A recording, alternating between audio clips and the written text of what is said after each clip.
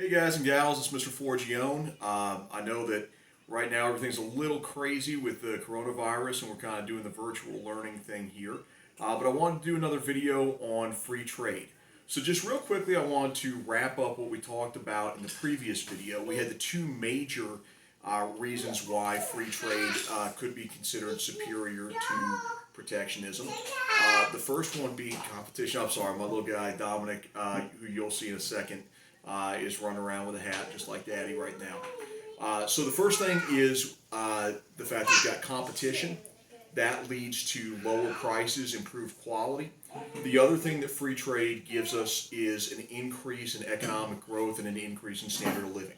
So if we ever get any type of free response on free trade or protectionism, those are the two that we absolutely have to have. These next ones that we're going to be covering in a little bit are sort of optional. You want to sprinkle a couple of these in to a free response, but we'll kind of go through and see which ones are most compelling to you.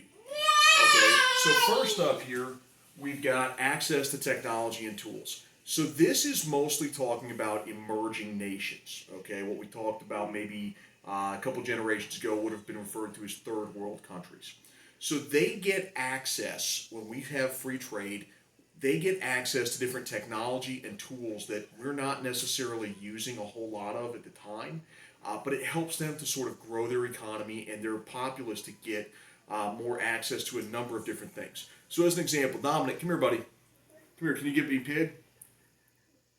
All right, so Dominic is going to come over here with Pig in a second. You'll get a chance to meet him. Come here, buddy. Come here, bud. Okay. Oh, thank you. Can you come in here too? Just for a second. No? Okay. So Dominic flipped me Pig, but he's a little camera shy right now. So this is his Pig. He doesn't really go anywhere without Pig. Now, we didn't actually get Pig at the store or anything like that. Dominic got this from his cousin, who's a little over a year older than him. His cousin Dale was no longer really playing with this at all, and so he gave it to Dominic, who now uses it all the time. Well, it's the same kind of thing here with free trade. When we are done using, let's say, flip phones, a lot of times we'll give those to emerging nations.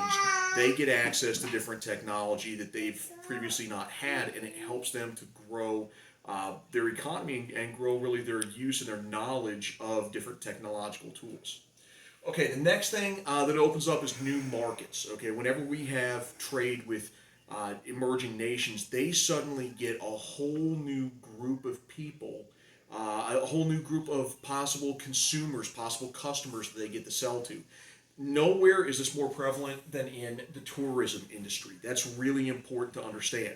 So a generation, 2 generations ago, a country like, say, China or Thailand, or if we're going Europe, Montenegro, which granted a couple generations ago wasn't yet an independent nation.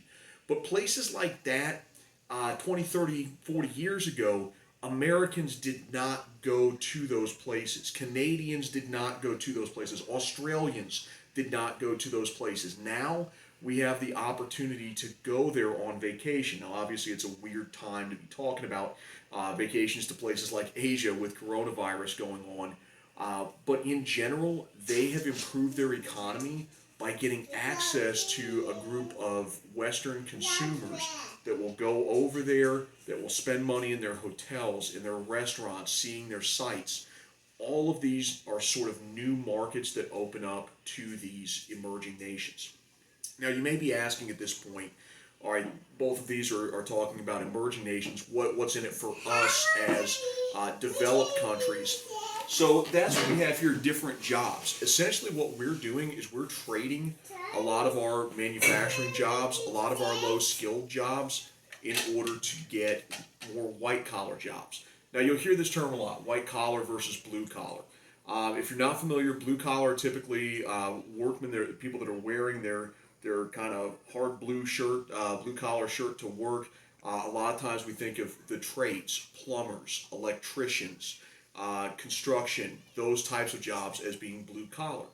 White collar jobs are ones in which you're going to wear maybe a polo to work, so it's a little cushier. In a lot of cases, we were able to trade our blue collar jobs for these white collar jobs when we have free trade. So as an example, Dominic, can you grab that pot for Daddy? Can you grab your little toy pot for me?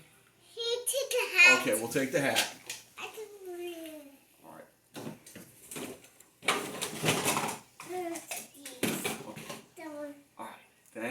buddy. There, and what's that? Is that your strawberry? Can you show us your strawberry? All right. So Dominic's got these little toy kitchen sets, right? Okay.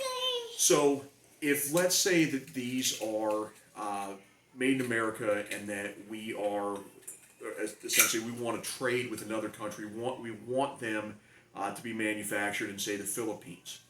We give up those manufacturing jobs. We let the Philippines manufacture these toy sets, right? What that does, though, is it enables us to have a half a dozen other jobs over here in what's called the supply chain. So as an example, maybe let's say Mallory gets a job in marketing. So she's trying to figure out how to market and sell these particular pots and pans and little kitchen toys to little kids. Maybe Lori gets a job in advertising. She's trying to come up with the different ads. Maybe Gage gets a job doing contracts, so he's going to get the opportunity to come up with negotiations and different contracts there. Perhaps Emma gets a job in materials management where she's doing the purchasing. Maybe Justice is getting a job either in sales or possibly even in the transportation end of things or logistics, basically figuring out where most of the orders coming from. Oh, you want Mickey too? Okay. Where are the different orders coming from? And being able to sort of manage that in a real-time online format. That's, by the way, a really big growing field of logistics. If you want a job where if you can get a bachelor's degree, you can get something right off the bat that's going to be pretty good, logistics would be a really good field there. Okay, a couple of other things real quick. Hang on just a second, buddy. Multinational corporations, okay? So a lot of times you hear about the negative side of this. We're going to talk a little bit about the positive side here. Coca-Cola, okay? A lot of times you think about these big companies being bad. I'm here to tell you they're actually really good for the economy as a whole. So first example here, economies of scale. We've talked about this before. This is the Sam's Club thing.